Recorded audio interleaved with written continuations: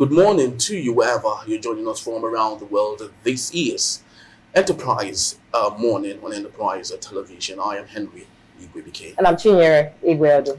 All right, before we go to our newspaper review segments, we would love you to join us and have a say in what we say by subscribing to our YouTube channel at Enterprise TV7 and visit our website at www.enterprisetvnews.com.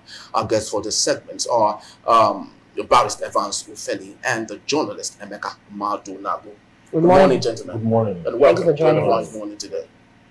All right, so quickly let's start off our newspaper review today with the Daily Trust newspaper, and we have the big story here saying Northern Senators and MAGBAN, which is an acronym for Meyeti Allah Cattle Breeders Association of Nigeria, rejects bill restricting herders movement, and the writer there says a proposed law driven by emotions, and that's coming from pastoralists. Right, and on the Daily Trust also, the top here we have Atiku tackles Tinubu as FG projects 5.4 trillion naira for fuel subsidy in 2024. Very right. And still from the top of the strip of the same newspaper, a stomach infrastructure more crucial to Nigerians now. And that's coming from former President Olusegun Obasanjo. And also on the top strip we have Niger mining pit collapse, 6 rescued, 14 still trapped. Yes. All right, so let's move on quickly to the big story and ask the most important question here. Northern Senators Meyeti Allah Cattle Breeders Association of Nigeria reject bill restricting herders movement. Emeka, this is not coming new, of course. During the days of Muhammad Buhari, there's been this grace given to this sect, and they were asked to move and do what they want to do. But at this point, there's some sort of restriction for them, and they're rejecting that. Do you think there's a possibility of this administration playing towards what they desire? See, the bill was well thought out. The bill is in order. I mean, we have gone past those days of the trans-Saharan trade, slave trade, those trans-Saharan trade, so, where you had those cattle routes and things like that. We've gone beyond all them, because if you were to trace those routes, you'll find out that many towns would not even exist the way they are today. So the world has gone on to ranching. You don't have to be carrying livestock all over the place and then constitute a movement. You keep them in a place and you provide, ample feed, stock, and all of that for them. So those senators and MAGBAN, I can understand, they're just playing to the gallery, because they themselves know that the horse has since bolted from the stable, so they can no longer sustain it. You can't just lead your cattle into people's farms, going through villages and all of that, killing people in Plateau, in Benue, in different places, even as near as Oyo, even in Enugu State, you can't do that. It's no longer fashionable. You have to do business, run business the way it should be run. The rest of the world has left us behind in livestock, in animal husbandry. It left us behind. So we must leapfrog into the way things are done properly. And understanding the fact that the way of life, lots of people have called them gypsies, and it's a culture for them. Do you think it's possible for us to draw the line between what seemed to be a culture for some people and how that should affect the law of the land? Well, a man's right to swing his hands ends where another man's right to defend his nose begins. Okay? You cannot say because your culture is nomadic, okay, it's an expression of movement from one place to the other. That is what your culture represents with animals. But I would say that what the Constitution guarantees is the freedom of movement of humans. That's what the Constitution guarantees. So if you want to be moving up and down because you want to exercise your freedom of movement, fine and good. But you cannot carry animals along to destroy people's crops and all that, because we've gone past, like he said, we've gone past that stage in our development, okay? So we cannot have livestock all over the place. There's what they call the law of nuisance, okay, and negligence. Most times, these cattle rearers are negligent. They allow their cattle to go into people's farm, sometimes into people's compound to destroy things, okay? Sometimes it's just a general nuisance. They defecate all over the place. It's also an environmental issue, okay? So it's one that we can no longer sustain. All over the world, you cannot sustain that. It's like saying you want to take your cattle to graze through the UK. You want to move maybe from Oxford to Birmingham, and you have cattle. You cannot do it, okay? You can't do it. Even the way we appropriate animals and keep them should also be dealt with. In the UK, for example, you cannot say because your religion dictates that you slaughter ram, then you take the ram and start to slaughter it in the public. You can't do it. You go to an abattoir. Those who celebrate those culture and religion in those countries, they go to the cool room to buy those things. They are not yet dead. Their God still listening to them. You understand? So what is right is right. What is not right is not right. So we cannot continue to deliberate on this for so long. And I'm even sad and surprised that that bill is still resting there. By now we should have passed all that, you know, so that we can have sanity.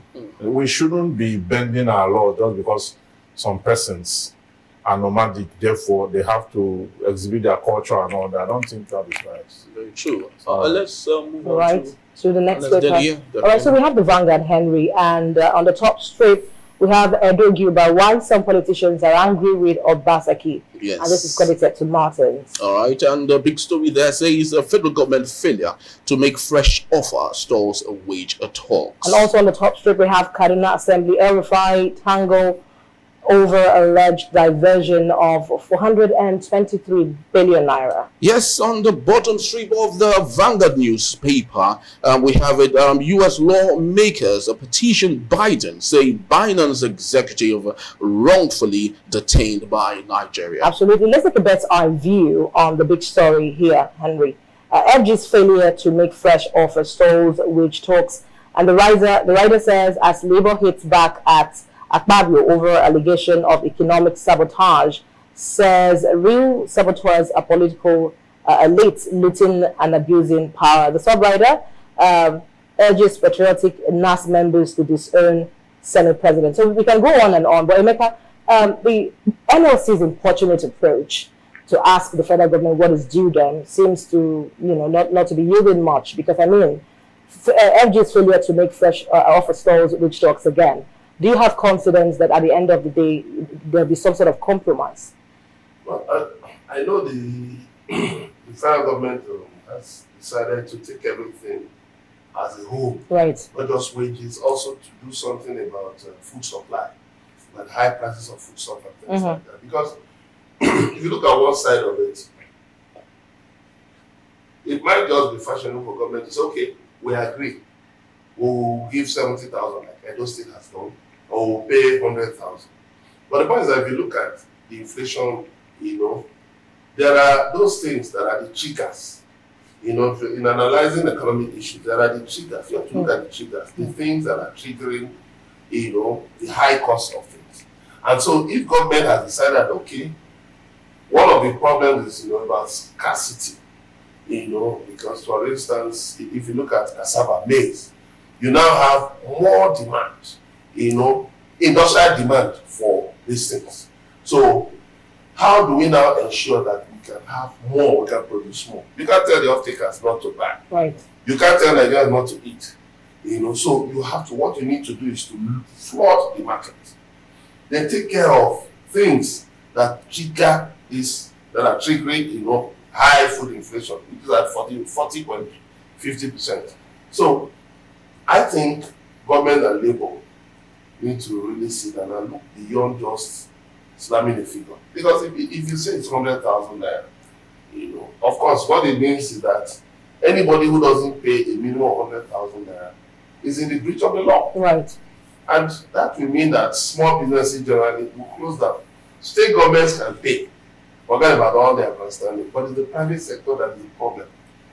But again, you must look at the slave wages that some of these foreign companies, Indian, Chinese companies, Lebanese have been paying to Nigerians.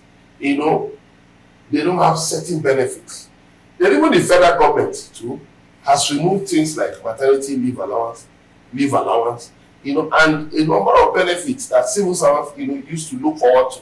So all of these things, when you look at all of these and bring them back, you will find out that you can now get to an acceptable figure. Although Labour is saying they won't take anything just, you know, short of 60,000 naira. But all in all, you have to look at the fact that even 60,000 naira can neither buy a bag of rice, nor a bag of gari, nor a bag of beans. 60,000 naira cannot pay rent in a decent area. Cannot even pay your electricity bills.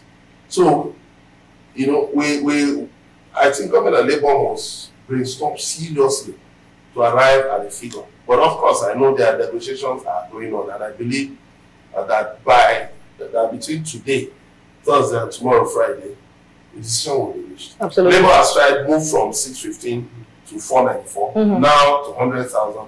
I'm looking at, well, they might just try 70, which is already being there, and which Labour had actually commended the Edo State Governor Obaseki for paying. All right, so let's hear from Barrister Evans. Give us your dispassionate, you know, view on all of this NLC and FG, you know, issues. Well, what I think the federal government should consider is not just to pay 70, 60 or whatever it is. There are variables that instigate this high cost of living, and Labour have laid it down. They laid the subsidies gone down issue. Okay, perhaps maybe that's why the federal government is now telling us that they are still paying. Then Labour also muted the fact that there's a high cost of electricity. They mentioned specific issues. The federal government wanted to do a reversal of the high cost of electricity to what it used to be before the last increase. And they paused there, they didn't do it. Because the truth is that even if you pay that 70,000, if these variables are still there, these variables will erode the 70,000. Because the thing is, a family of 4, most times people hardly will send their children to the public schools. The public schools, why can't you have public schools that can compete with the private schools, so that civil servants can actually comfortably put their children in the public schools where they are being taken care of by the SDG goals and the UBE programs, partly, and the state will have to pay counterpart funding, in which case what parents are supposed to pay for would have been taken care of by an existing program. But even most states are not paying their counterpart funding, so it makes it very difficult for those schools to be well equipped. Now they are forced to put their children in private schools, where when the government paid that 70,000, a huge chunk of it is going to go to that school. A huge chunk of it will go to power that is increased. A huge chunk of it will go to electricity, fuel and the rest of all those things. So what is left of the civil servant is nothing to write home about. That is why he steals. That is why you see a teacher in the secondary school will come to school with granuts and ask the students to go and buy or go and sell. Or say, come with ashwebi, come with some funny things that will divert their focus from their primary duties to survival. Okay? So if the government, and you have dual wage system in Nigeria, how can a politician's salary be determined by the revenue mobilization and physical, what is one long name they call it, commission? But that of the average worker is determined by the Labour Act. So when you have such economic disparity, you have such economic injustice, right, you are going to discuss. And the truth is that both the rich and the poor goes to the same market and buy the same from the same source and all that. So one is, undermined, one is cheated, and the other is living in opulence. The federal government should also downplay their extravagance. Labour started beating this drum of war when the senators came out after the president proclamation to bring the House to existence, they all went for 120 million naira vehicles, each of them. I think only 3 persons rejected it or thereabouts. Then you had that, you had your allowances and your salary and the monument and all on first line charge, which means that even if there's war in Nigeria, you get your money. Then the workers are left. So when you create inequalities, you are going to have problems anywhere in the world. Very true. All right, let's move on to our last daily for today. It's coming from the Punch newspaper. The big story here says a minimum wage. A finance minister submits a template to Tinubu today. And the writer here says a tripartite committee awaits a template to resume negotiation 2 p.m. on Thursday. And also, we have on the top strip of the same newspaper, Tinubu may suspend import duties on food and a drug, and we still have it. Heritage Bank NDIC goes after 700 billion naira loan defaulters, list 2.3 million depositors. And on the bottom strip of the same newspaper, custom intercepts 3.9 billion naira pangolin scales in KB. Now let's get to a very interesting story we have on the Punch newspaper, and that's about Tinubu suspending import duties on food and drug. We would recall that the president once said that we have more than enough food to go around in this country, that there's no need for us to import anything. And right now he is suspending import duties on food and drug, which means it's possible for us to have food coming in droves. And now, do you think this is coming late? Let me start from you. Well, I think it's now clearer to him that when you restrict these things from coming in, the ones that have been produced within, the price will skyrocket. The price will go up because there's now a kind of monopoly. Okay? Monopoly in the sense that first you have the problem of insurgency, which is part of the problem. I was told that the yield this year for Benue State is usually less than what it used to be in the past. Those who do the food audit, because of the varying obstruction that we have. My view is that you should actually allow anything that is not contraband to come in terms of food and the rest of that. Because in the long run, we think that blocking those things from coming in will enrich our own farmers, will make them earn more. Of course, they are earning so much now. A bag of, a basin of gari is about 35,000 now. It used to be 8,000 or less than that. Okay? We thought that it will give them, it will empower them more. But they are empowered at the expense of the citizens, the larger society. So this is a dangerous economics. Because if we have to make sure that we close all the doors to ensure that they become encouraged and produce more, you now look at the number of the inflation in that area that this will cause. And we're taking rice from outside before into the country. I would say, you know what, because we can produce rice, why don't we, shut that door so that we can have more. Now, the idea was that if we produce internally, the price will crash. But it didn't go that way. It defied that economic rule. We started producing internally and the price went up higher than the foreign one. So I think there should be some level of democracy in the area of food. Since food has to do with sustenance, since without food, the human soul is a wanderer and is susceptible to committing any kind of crime. You understand? Without food and maybe resources to access food, you will find the human soul wandering all over the place. And that depletes on morals and principles. You hear there's a story online now of 2 young ladies that met someone online. They went to, it's just pecuniary gains. So one of them is married, had dropped the toga of whatever morality holds in that to go source for whatever it is. just to sustain, it's sustenance. And I don't think that is greed. And then greed. No, for me, I think it's greed. Really. No, maybe greed we can talk greed on it and then make that debatable. But primarily, so people, if you see what people do to survive, people are selling their children for 30,000 naira. Somebody was caught. A woman went with her daughter, just maybe to do this, went with her daughter to buy garri somewhere in Ondo State. After pricing the garri, she, the seller just went to get something. The woman ran away with the garri and left her eldest child there. So when the seller came, she was wondering, what is this? So that people don't accuse her of a kidnapping, she took the girl to the police station.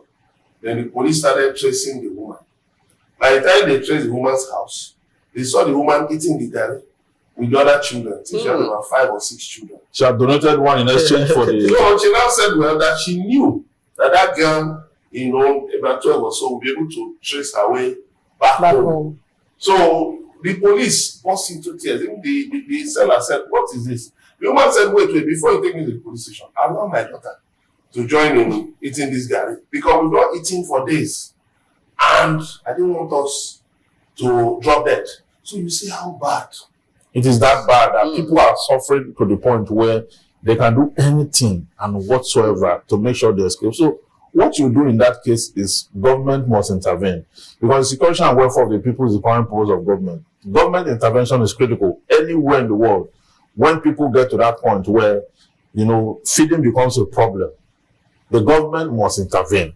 So this issue of, we have given governors the money. Shut up! Which governor did you give the money? Which governor? We are saying that you remove subsidy, and doing that has created problem, a huge one. People are unable to subsist. They cannot survive any longer. They are not telling us about governors. You are telling us about palliative. The palliative, we cannot find it. You don't do that to people. You can't lead people like that. And when you lead people, you need to get a clarity of purpose. Lead them, take them from where they are to where they should be ordinarily. That is what leadership is about.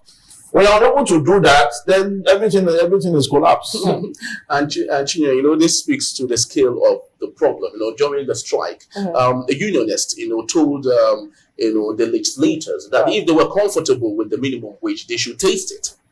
Yeah. Henry, I think this is, and that's a clarion call. That will never happen in Nigeria, really. It's a lot.